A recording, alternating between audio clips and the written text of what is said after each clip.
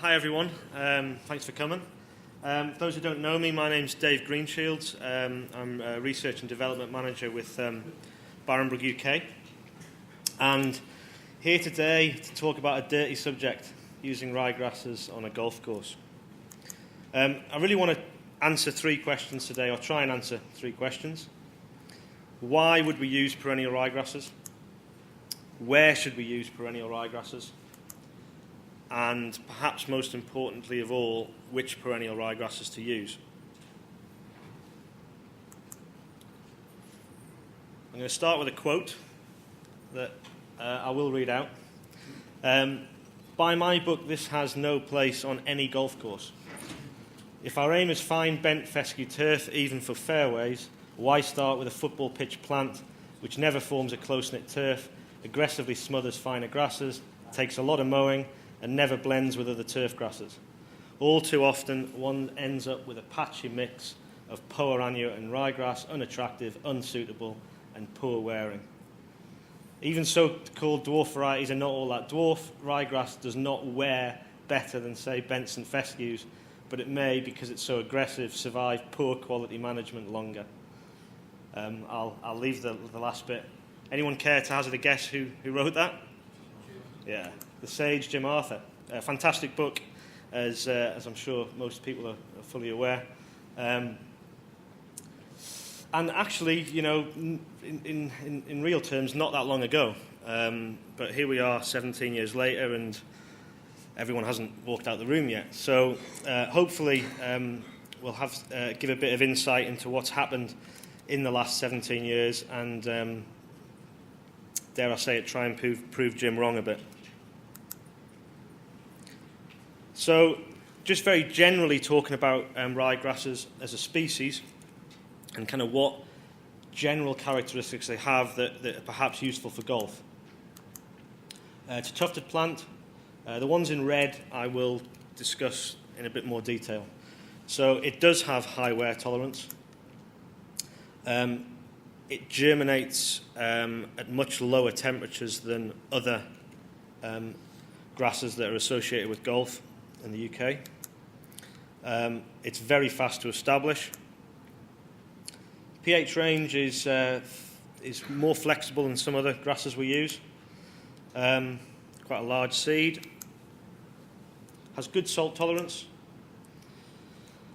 The maintenance requirements are different from Benson fescues, but there's a couple of things in there that I'd like to discuss a bit more, but generally it needs a little bit more fertiliser, a little bit more nitrogen.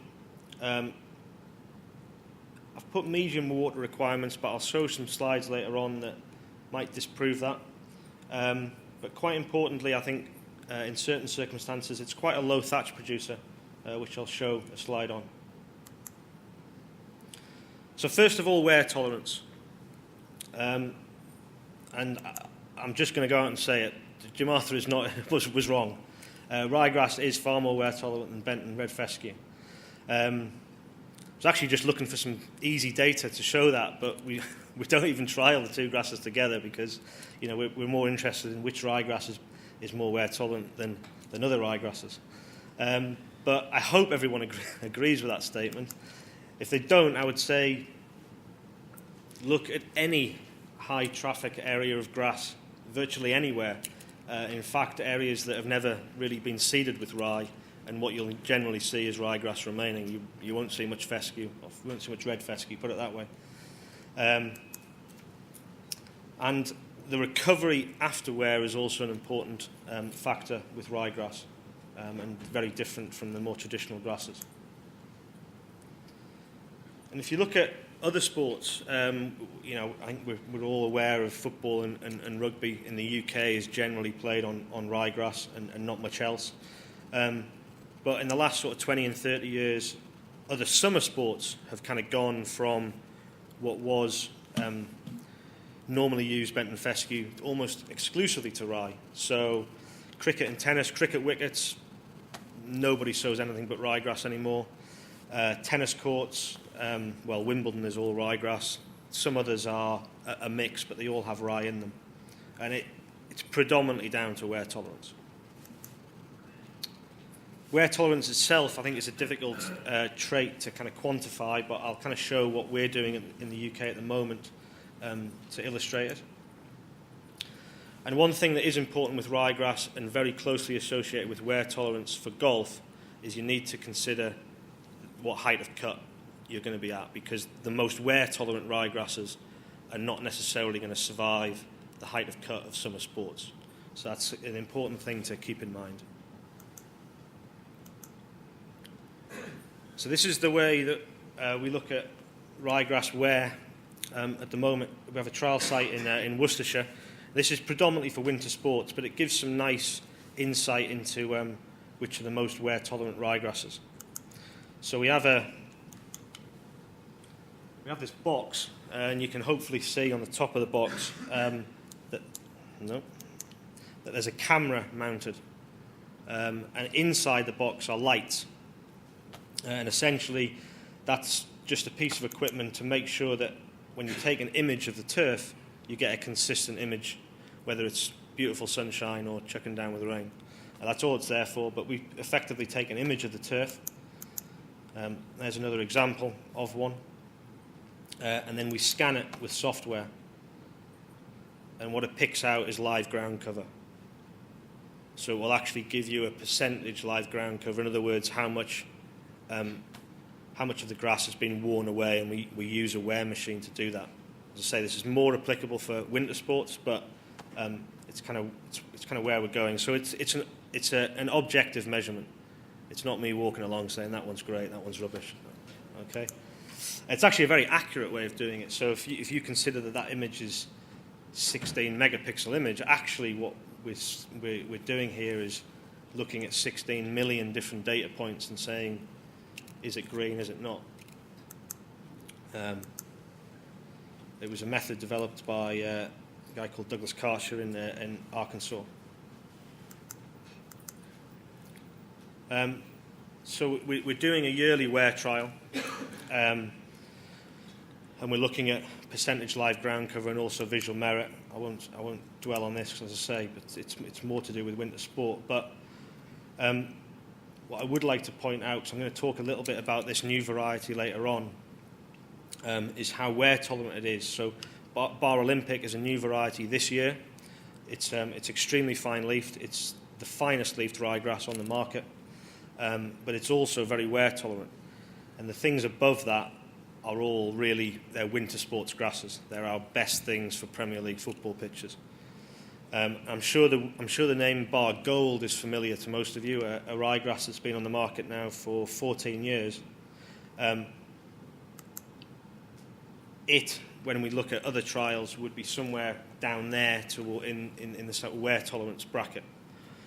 So we now have something Bar Olympic that's extremely fine leafed. It's finer than Bar Gold, but it's also a lot more wear tolerant, which is great news. Can I ask a question there?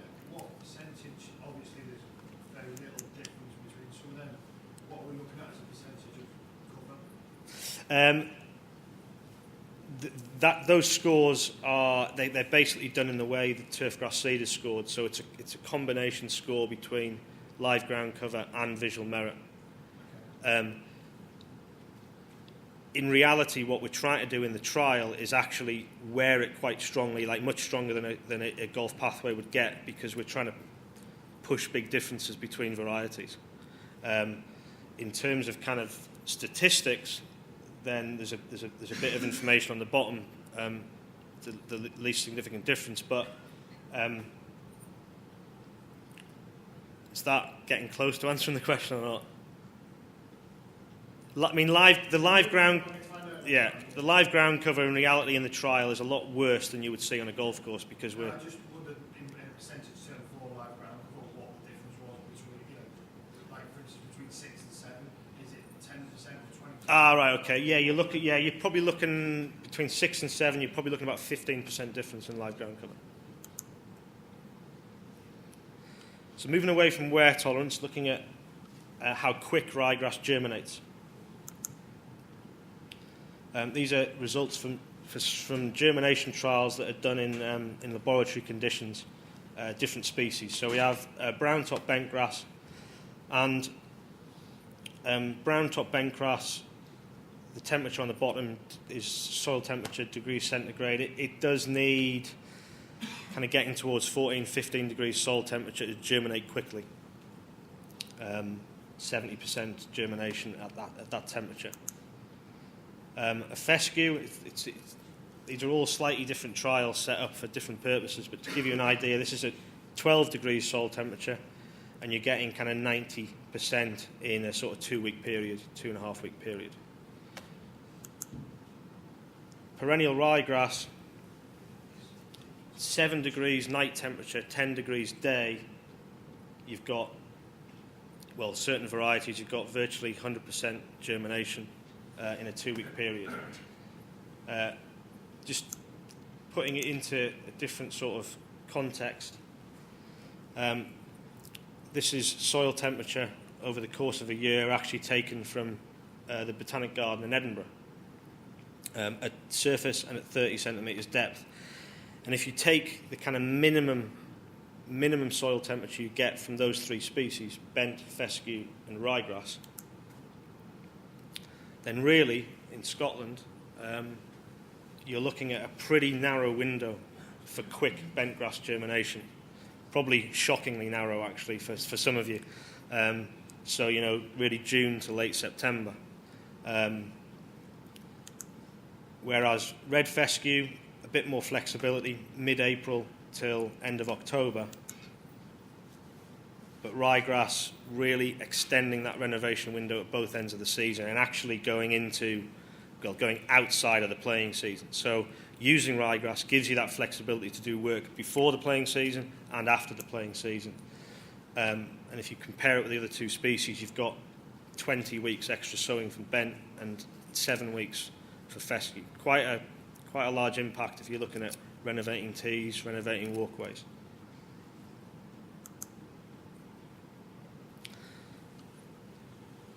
One thing that people always say about ryegrass is it needs more maintenance. And yes, that's true in certain respects, but there are other aspects that it actually needs less maintenance. And consider, for instance, you'll be putting in a new championship tee. Doesn't get a lot of use. Hopefully relatively easy to maintain. I would say, why would you use a bent fescue mix when you can use a nice rye fescue mix and actually get less? It's harder wearing, but get less thatch accumulation. It's just how much all else being equal, how much the different species grow in a year in millimetres. So you can see perennial ryegrass in comparison with fescue grows a hell of a lot more. But look at the thatch production. This is after 5 years. Chewing's fescue on the left, ryegrass on the right. So just a kind of counter-argument for the maintenance thing. It's not a thatch producer, even though it grows an awful amount.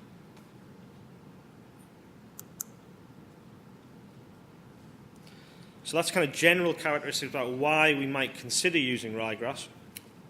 We'll move on now to where you might use ryegrass on the golf course. Well, I would say anywhere on a golf course that demands it. Be more specific, the most common use is high traffic areas, walkways, walk-offs. Excellent for tees, recovery from wear, divot recovery extremely fast. We've kind of shown that.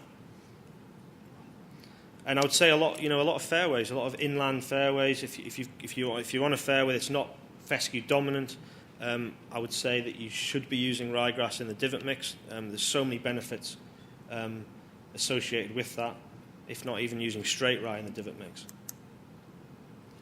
Greens. Not going to go out and say you should all be putting ryegrass on greens, but in certain circumstances, at the right, the right time of the year, probably at the wrong time of the year, it might be a tool to fix a problem. But here's a big point. I would say that in so many instances, the choice is simple. If bent and fescue are not surviving in the area because of environmental conditions or the maintenance, then the choice is simple. It's either going to go to POA, and it's going to have the yearly cycle of yellowing off, losing ground cover, and then back in the spring, more poa colonizers, looks awful, blah, blah, blah, blah. Or you need to use rye. So, for walkways in particular, that is the choice, because fescue and bent is not going to survive the wear traffic in that area. Here's some pictures. This is Windermere Golf Club. Big annual overseeding program on tees. Kind of illustrates another point about rye that, I'm not a massive fan of the striped look, but Parkland courses, some people are very demanding on having a nice striped up fairway. If you have a rye dominant fairway or tee, the striping effect will be much more pronounced, because the underside of the ryegrass leaf is a shiny underside of the leaf in comparison to the top, which is what gives it a real striped effect on a football pitch and here. Very different scenario. This is Royal Aberdeen, this year's Scottish Open. Perfect links look, really. I'm sure anyone that watched it on the TV thought the course looked great, nicely burnt off, perfect links environment. Well, I'm going to have to speak up so I don't have a pointer. This pathway all the way up here has probably had 4 or 5 years of ryegrass sowing at fairly high rates, and that is ryegrass up there. It might not look it on this picture, but it is. Nice grass cover. It's yellowed off nicely in the heat, but it will recover. Quite close to the green, but remember, ryegrass is a tufted plant, so you haven't got the real problem of that creeping into anywhere you don't necessarily want it. So just a very different one from the Windermere Golf Club. Another ryegrass pathway, a bit different from Royal Aberdeen. I'm not going to say where it is, but almost a football pitch, really. But a striking visual effect with the fescue dune next to it. Not possible with any other grass, realistically. Some people might not like it, some people might love it, but it's ryegrass, and it wouldn't be possible with the grass. Here's a nice example of divot recovery with rye. So this is from Steve Chappell, not long before the Ryder Cup this year, or last year rather. And that's predominantly bent grass fairway, really. But because the golf course needed to stay open very close to the tournament, Steve had done a trial the previous year to see just how far he could go in terms of getting full grass coverage. So when the TV cameras were above it, you would not see divots. And you can barely see it, really, but that's 15 days from divoting with 100% ryegrass into a predominantly bent grass fairway. And I hope you'd agree that it blends pretty nicely.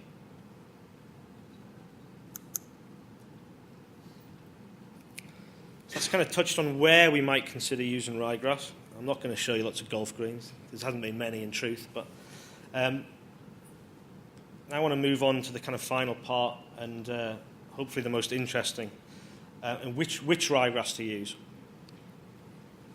So I'm going to talk about inter-specific and intra-specific variation and selection. So inter-specific is kind of what we've already dealt with. So differences between grass species. In other words, why would I choose ryegrass over another species? But now I'm going to move on to intra-specific. So yes, we've decided ryegrass is the right thing, but which varieties to use? And for golf, it's very important. So differences within the species of ryegrass. Ryegrass is the most bred species. There's over 120 alone in the UK in turfgrass seed, let alone another however many hundred that are registered that you can sell in the UK that are on the European list. But a massive amount of variety within that species is inevitable when you're dealing with that number of cultivars, far, far greater than fescue or bent. and not all of those ryegrasses are suitable for golf, in my opinion. And certainly with Barenbrug, we like to try and know as much about our varieties as possible. So a lot of work is done in the breeding process, but also after that in the laboratory and out in the field, to try and give you as much information and more information that's available from just the turfgrass seed booklet in terms of what those varieties are like and what they're capable of. And that data is what I will use to formulate our mixtures. I don't just look at the BSPB list and pick from the top, because that's not the right thing to do, and I'll show you some examples of why. Grass breeding is a very time-consuming process. So you're looking at about 16 years from an initial cross to it being in the bag, ready to buy. The breeding for the UK is done in France and in Holland for Barenbrug. And that arrow is about the time that I start to see varieties coming through the breeding program. And I guess my role is to kind of coordinate that final testing stage, whether that's for turfgrass seed or for our own trials in the UK, to finally produce a mixture. Well, at that initial cross, so 16 years ago, plants were selected specifically for golf by the breeder. And obviously for golf, for summer sports, they're predominantly looking for fineness of leaf, they're looking for shoot density, and for tolerance to close mowing.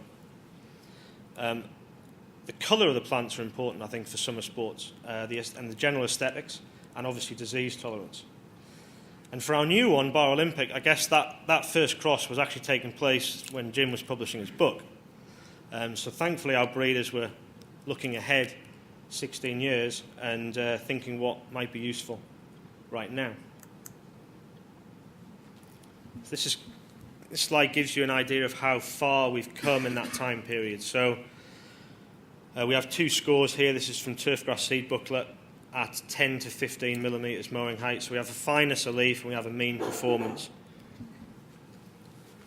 And here, Verdi, that was something that was bred, was on the market in about 1995.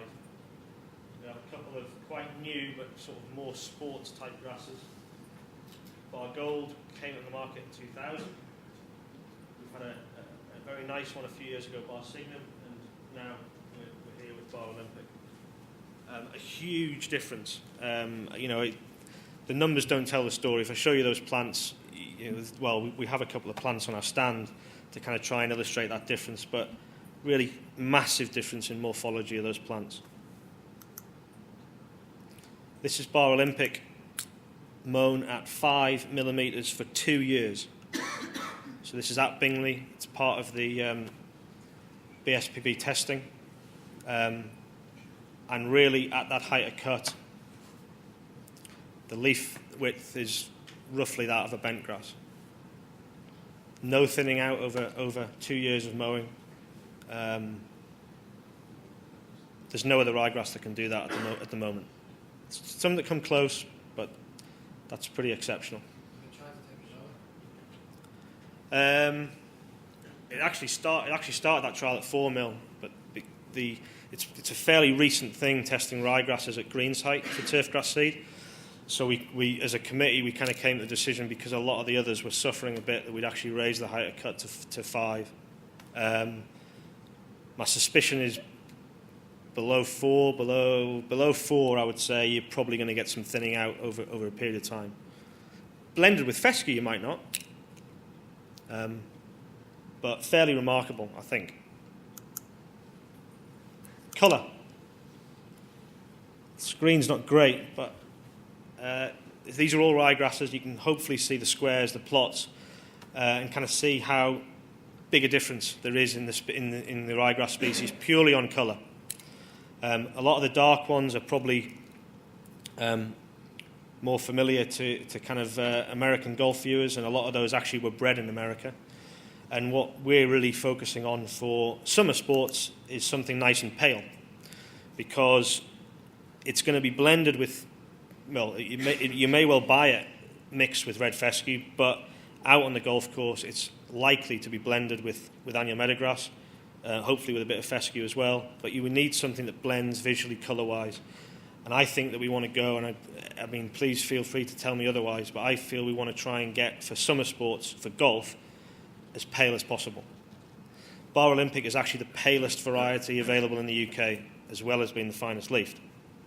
And that's the full spectrum of colour, and in reality, to give you an idea of how different that is. So a really important consideration for golf ryegrasses, I think. Here's a nice example of a fairly horrible dark green ryegrass with a lot of poa in it. Not a particularly attractive sight.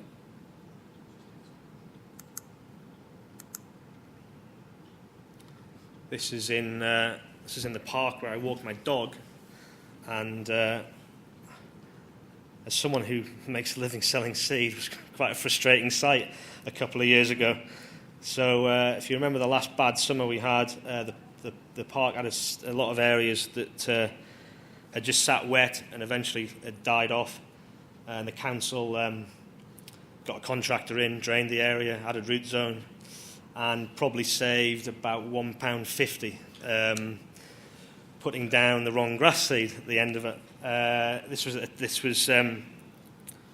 It hasn't happened in the last couple of years, but there was at the particular time there was a lot of ryegrass being sold out of America because the production over there was quite high. It was coming into Europe and it was being sold very cheap, or cheaper than what we would be prepared to sell it for. Ryegrass was probably the right thing. In truth, the surrounding area is probably rye, poa, a little bit of bent maybe, but I think they chose the wrong one. There's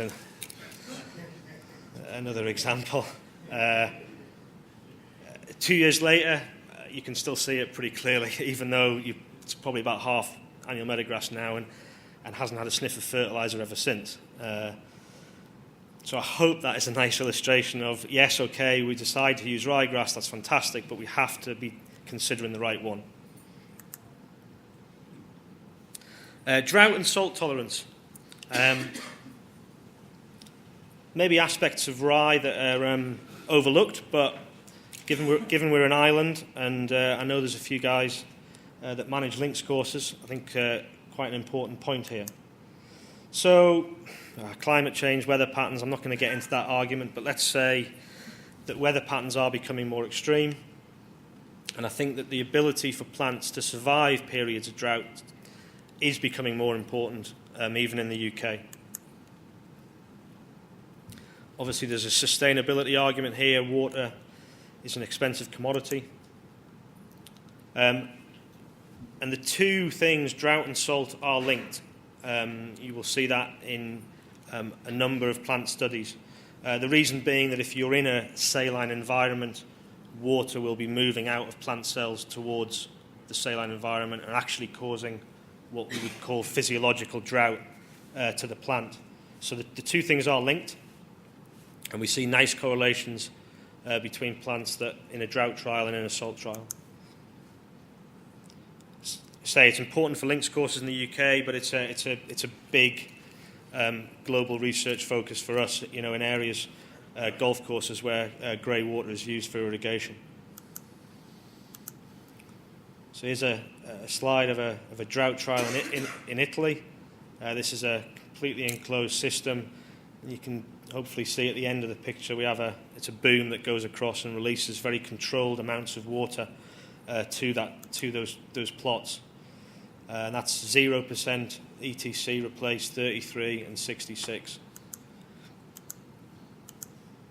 At the far end of that zero, I won't lie, this is actually tall fescue, it's not ryegrass, but here we have some ryegrasses, and you can see there's some fairly big variation between varieties.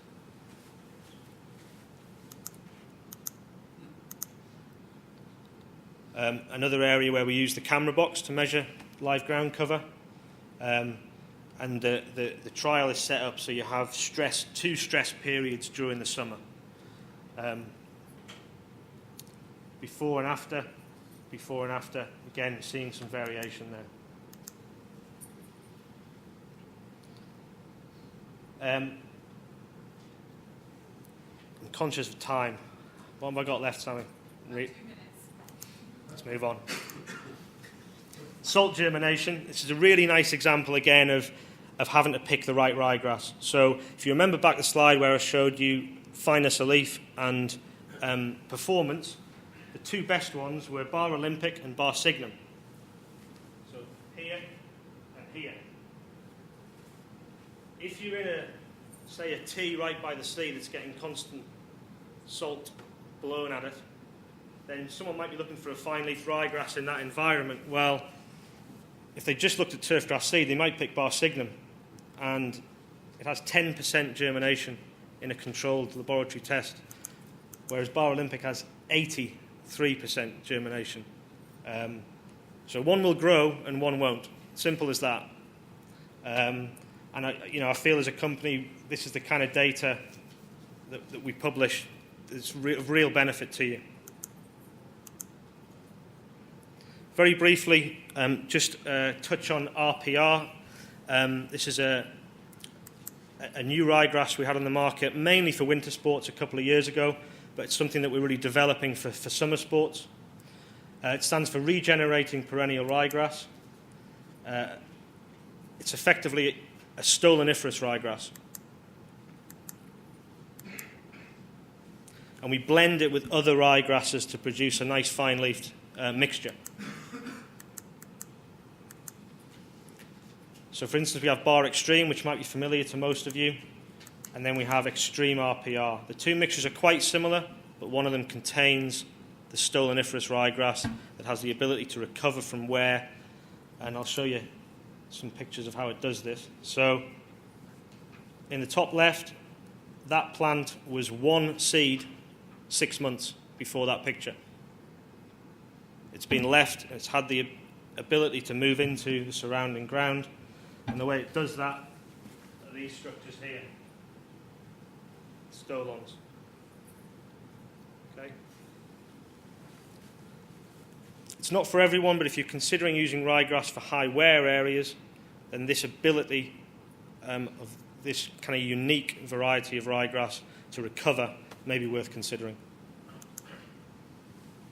There it is a few months later. So this is 10 months old, and you can see the stolons are quite heavily developed, and actually these new plants are starting to reroot.